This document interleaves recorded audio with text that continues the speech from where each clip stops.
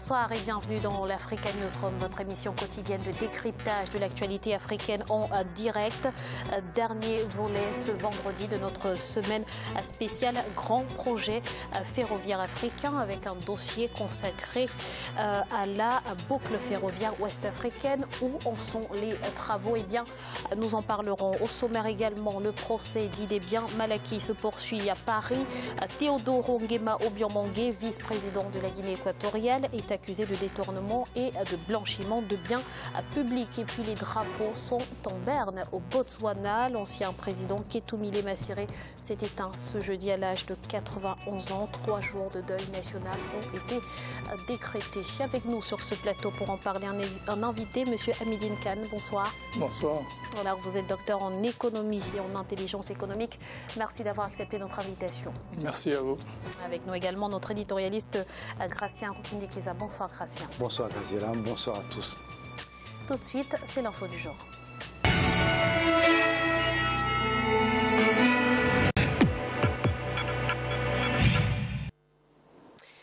Le procès d'Idebien Malaki dans lequel le vice-président équato-guinéen Théodoro Nguema Obiang-Mangué est accusé de détournement de fonds publics est entré dans sa 3e journée ce jeudi 22 juin.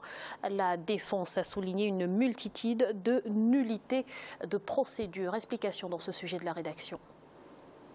Procès contre le vice-président de la Guinée équatoriale en France. Le procès dit d'Idebien Malaki, opposant le vice-président de la République de Guinée équatoriale, Théodoro Nguema Obiang-Mangué, à la justice française, s'est ouvert au palais de justice de Paris depuis le lundi 19 juin. Le vice-président de la République de Guinée équatoriale est accusé de blanchiment, de corruption et de détournement de fonds publics pour l'acquisition de biens immobiliers et des achats de luxe sur le sol français.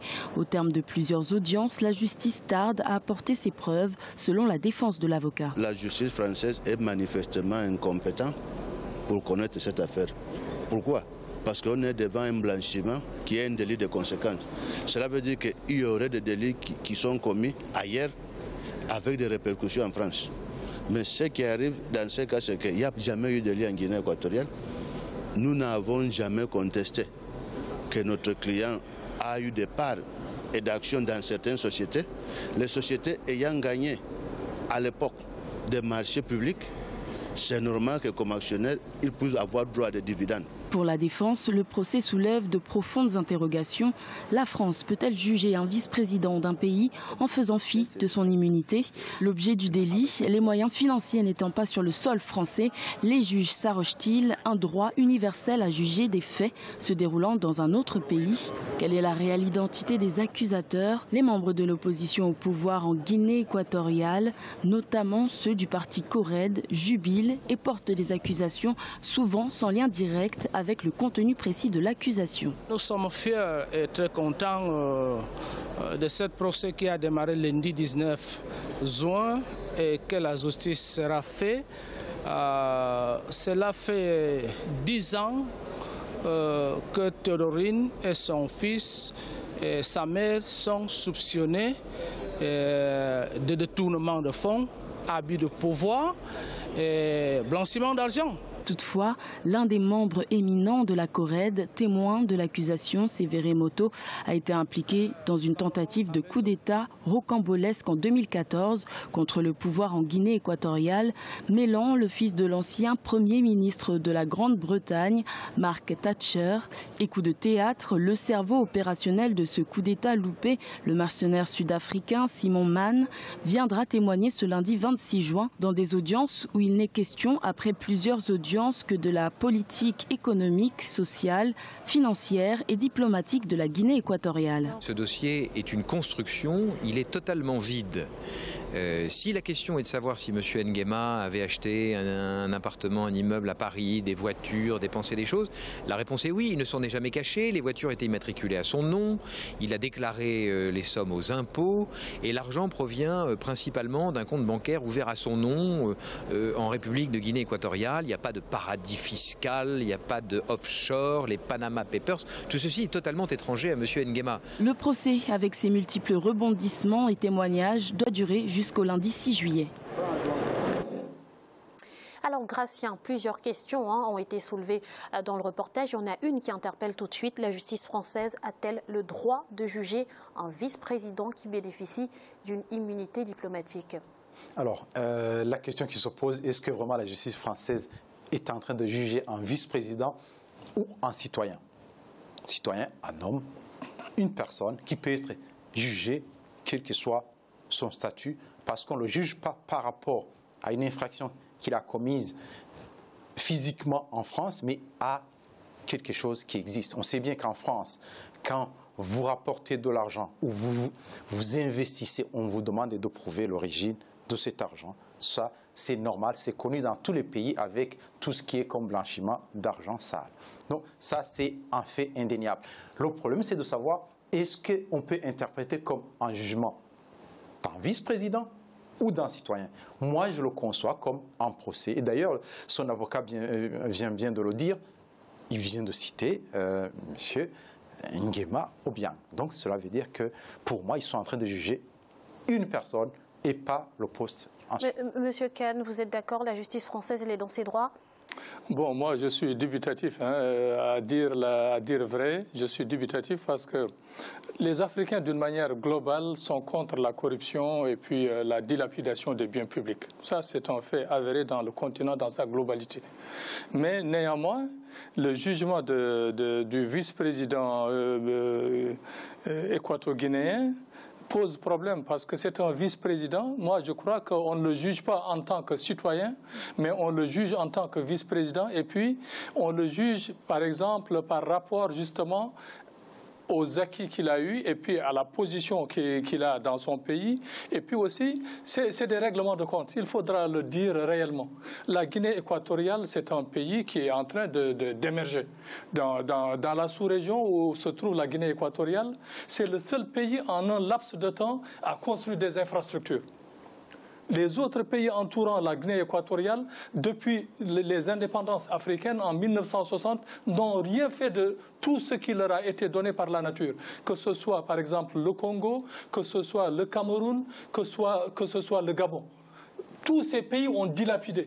Lui, justement, effectivement, le président et le vice-président, dans les années 80-90, ont commencé à faire un semblant de démocratie et puis ont investi massivement dans les infrastructures. Cause pour laquelle, d'ailleurs, quand vous allez en Guinée équatoriale, vous voyez qu'il y a une certaine émergence. Je crois que les multinationales qui n'ont pas pu s'imposer justement dans ce pays cherchent à trouver des failles pour essayer de liquider ce régime. Cause pour laquelle, d'ailleurs, on l'a dit, le fils de Margaret Thatcher et puis l'opposant ont tenté de renverser ce gouvernement. Je crois qu'à travers le vice-président, on va avoir le papa. C'est ça la réalité des choses. Bon, il y a un fait, on peut dire, disons que c'est un pays qui s'est développé, c'est un pays qui a bien profité, disons, de la manne pétrolière. On le voit, on voit bien l'émergence de la Guinée équatoriale, ça se voit. Mais revenons sur le sujet qui nous concerne, donc ce volet judiciaire. Il faut souligner, si on peut dire, un acharnement contre le vice-président, un acharnement contre ce pays. Mais il y a un autre fait qui s'est passé aux États-Unis. Le même vice-président a accepté qu'on vende ses biens. Il y a eu un compromis entre la justice américaine et lui. Et donc il a accepté, il y a 30 millions qui ont été, les recettes de la vente qui ont été attribuées à et pour vous, c'est forcément un aveu de culpabilité. Il y a eu un arrangement. C'est-à-dire, s'il y a un arrangement de ce côté, du côté des Américains, c'est qu'il y avait quelque chose, il évitait un procès. Ouais, mais... Donc, cela... Alors, Gratien, oui. On a beaucoup parlé de procès politiques, notamment la défense. Le tribunal de Paris autorise la CORED, qui est donc une coalition d'opposition, à être partie civile. Est-ce que, finalement, ça ne conforte pas cette idée qu'il s'agit là d'un procès politique ?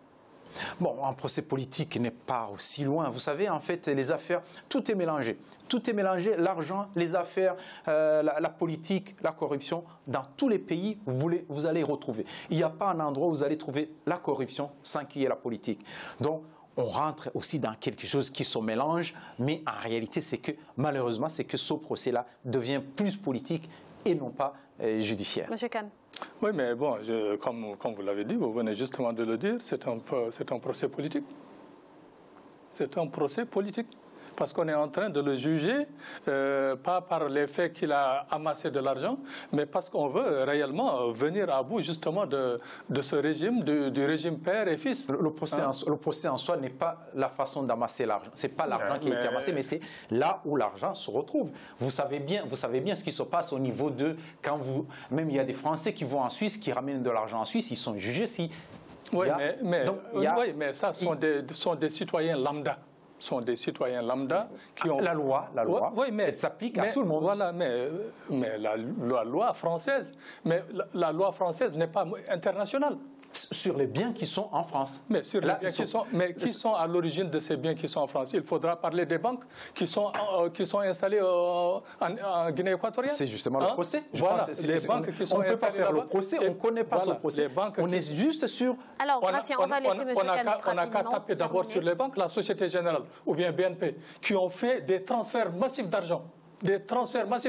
Alors qu'ils savent, ils connaissent bien la loi française parce que ce sont des banques françaises, des multinationales françaises. Pourquoi autoriser justement qu'un citoyen lambda de surcroît un vice-président fasse d'aussi gros montants en virement pour acheter des biens ici à l'avenue Foch?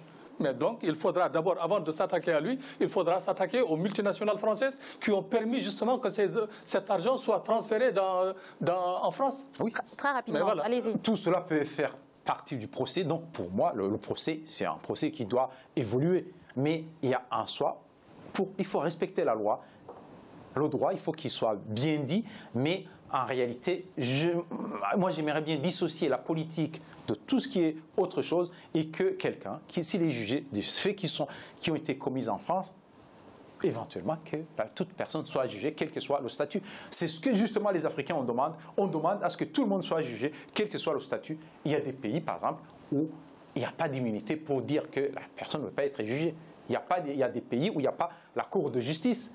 La personne est jugée par le tribunal. Donc c'est... Oui, mais Gracien, voyons les choses clairement, lucidement. Parce que si on prend justement ce bout, il faudra savoir que c'est tout le continent africain qui va se tomber. Mais s'ils viennent investir la richesse africaine en France, cela ne pose pas de problème pour les Africains. Ce n'est pas seulement les biens, mais c'est toute la politique africaine, justement. Tantôt, on avait parlé ici il y a quelques temps. Ils cherchent déjà, les présidents africains, c'est les seuls qui sont jugés par des cours internationales. Alors qu'il y a d'autres qui ont commis des faits plus graves qui ne sont pas jugés. Pourquoi seulement les Africains sont jugés et les autres, on ne les touche pas? Pourquoi? Parce que souvent les Africains, ils ramènent. Pourquoi les autres investissent chez eux? Mais comment les autres investissent chez eux? Vous voulez qu'on juge des Européens? Des Européens, il y a des lois. Il y a des lois en Europe. Mais pas seulement des Asiatiques, des Latino-Américains, des Américains. Mais on ne les juge pas. Merci, messieurs, pour toutes ces précisions. Je vous le disais en titre, Ketumile Masire n'est plus. L'ancien président du Botswana a rendu l'âme ce jeudi à l'âge de 91 ans. Il avait été placé en soins intensifs après une opération. C'est un sujet de la rédaction. Au Botswana, l'ancien président Ketumile Masire est décédé dans la nuit de jeudi à vendredi 23 juin 2017. Âgé de 91 ans, il était hospitalisé pour une opération et avait été placé en soins intensifs à la clinique Bokamoso au nord-est de Gaborone, la capitale. L'ancien président Ketumile Masire avait accédé à la magistrature suprême du Botswana en 1980 après la mort du père de l'indépendance, Seret Sechama. Il fut réélu jusqu'en 1998. Je confirme le décès de l'ancien président botswanais dans la nuit de jeudi à vendredi. Il est l'un des artisans du développement de notre pays au cours de ces 50 dernières années. C'était une importante figure nationale. Le pays se souviendra de lui comme un homme de consensus. Il a posé les bases du développement démocratique et économique du Botswana. C'était un personnage humble et très sociable. Considéré comme un artisan de la paix, l'ex-président botswanais a joué un rôle de médiateur dans plusieurs conflits sur le continent, notamment au Mozambique. Une croissance économique particulièrement forte et une stabilité du pays marquent ces 18 années passées au pouvoir. Sous son règne, le Botswana a connu le taux de croissance économique le plus élevé, non seulement de l'Afrique, mais du monde. Et surtout, à un niveau de corruption zéro. Le Botswana était l'un des pays sous son règne qui avait le taux de corruption le moins élevé également du monde. Et au niveau austral, de l'Afrique australe, Kate Massiré s'est beaucoup impliqué dans le combat contre l'apartheid et aussi il a beaucoup contribué au retour de la paix au Mozambique et il a été beaucoup marqué par le génocide au Rwanda. Le président Ketimule Massiré a également usé de son expérience de médiateur pour aider à résoudre des crises politiques au Kenya et au Lesotho. Selon les observateurs, le Botswana est l'une des démocraties les plus stables du continent africain. Ce pays d'Afrique australe est gouverné depuis son indépendance en 1966 par le BDP, Parti démocratique du Botswana, la formation du président Ketimule Massiré. Monsieur Kane, l'ancien président du Botswana s'est donc éteint. Qu'est-ce qu'on peut retenir de l'homme? Mais ce qu'on peut retenir, c'est que c'est un sage africain, un visionnaire, un homme de consensus. Et puis, c'est lui qui est à l'origine justement du développement économique de son pays et puis surtout de la stabilité. Parce qu'il ne faudra pas sous-estimer le fait qu'au Botswana, il y a beaucoup de Botswanais d'origine européenne. Et justement, il n'y a jamais eu de heurt entre la majorité noire et puis la minorité botswanaise d'origine européenne. Donc ça, c'est un fait accompli, c'est un fait qui est remarquable. Et puis à part ça, il a œuvré justement pour le développement même de l'environnement et puis surtout de la nature, de l'écologie. Parce que le Botswana, c'est un exemple au point de vue environnemental en Afrique. Donc, il faudra le souligner. Et puis, à part ça, le Mozambique, il a œuvré justement à faire cesser, justement, à mettre justement un terme entre la guerre que menait la Renamo contre l'armée régulière mozambicaine. Donc, et puis, à part ça, au Kenya, il a aussi œuvré pour justement, et au Lesotho, pour remettre de l'ordre justement dans les machines politiques. Je crois que c'est un grand homme africain à saluer et puis à ne jamais oublier. Gratien, il est vrai qu'il a joué un rôle important dans plusieurs conflits sur le continent. C'était un facilitateur finalement qui a eu finalement un bilan assez favorable dans toutes les crises dans lesquelles il s'est impliqué. Oui, c'est un homme qui était respecté par les chefs d'État africains. Il était, disons, du rang de Nyerere, les gens qui pouvaient s'impliquer, qui pouvaient parler, qui pouvaient être écoutés. On a vu notamment, comme il a dit M. K, dans le règlement du conflit mozambicain, comment il a pu s'imposer. C'est bien que la Renamo ne voulait écouter personne à un certain moment. C'était des gens qui voulait continuer la guerre, mais lui, tout en sachant sa position, comme il se trouvait, comme on le disait, sur la ligne de front, le pays qui était côté de l'Afrique du Sud, et puis tout ce qu'ils ont supporté comme problème quand il y avait l'apartheid dans l'Afrique du Sud, et aussi, il a pu s'imposer. Il y a aussi, on a vu au Kenya aussi comment il est intervenu pour régler la question. Disons, on peut dire que l'Afrique perd un des sages. Aujourd'hui, on a, disons, ce problème. On a un manque de sages présidents africains pour régler des conflits qui pullulent partout. Et on ne trouve pas finalement de médiateurs, les gens du rang de Massiré, du rang de Nyerere ou Mandela. Merci pour toutes ces précisions, Gratien. Nous allons à présent marquer une courte pause. On se retrouve dans quelques instants pour la suite de l'Africa News Roma. Tout de suite.